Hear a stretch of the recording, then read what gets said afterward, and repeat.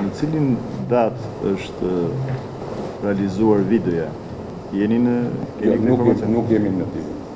Koha në të cilën u xhirua videoskandali seksual i ish kryebashkiakut Shukri Xhelili nuk është saktësuar edhe pse tashmë prokuroria ka kryer hetimet. Ky fakt u bë publik nga palët në procesin gjyqësor në kushtetuese, aty ku këtë të hënë u administruan si prova pamjet filmike, deklarimet e vajzës me inicialet AA që kallëzojnë në polici Xhelilin. Në përfundim të këtij procesi, palët nuk ndryshuan qëndrimet e tyre, ku avokati Xhelilit kërkoi shfuqizimin e vendimit të qeverisë që e ka shkarkuar kryebashkiaku nga detyra, pasi sipas tij video është manipuluar.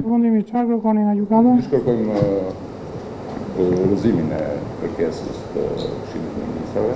Për Artur Metanin, juristin e Këshillit të Ministrave, vendimi është i drejtë dhe duhet të mbetet në fuqi.